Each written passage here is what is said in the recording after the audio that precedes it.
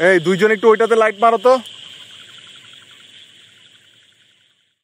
স্থানীয় জনগণের অভিযোগে সেনাবাহিনীর অভিযানে চন্দনাইশী জোয়ারা ইউনিয়নের সিপাহীপুকুর পাড় সংলগ্ন অবৈধভাবে কৃষিজমির মাটি কাটার কাজে ব্যবহৃত একটি এক্সকেভেটর ও 3টি ড্রাম ট্রাক বিকল।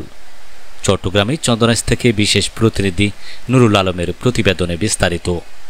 স্থানীয় জনগণের অভিযোগের ভিত্তিতে চট্টগ্রামের চন্দনাইশে জোয়ারা ইউনিয়নের সিপাহীপুকুর পাড় সংলগ্ন অবৈধভাবে কৃষিজমির মাটি কাটার দায়ে গোপন সংবাদের ভিত্তিতে সোমবার 3 মার্চ 9:30টার দিকে অভিযান পরিচালনা করেছেন বাংলাদেশ সেনাবাহিনীর চন্দনাইশ ক্যাম্পের কর্মরত মেজর ফজলে রাব্বি এর নেতৃত্বে একদল সেনাবাহিনী।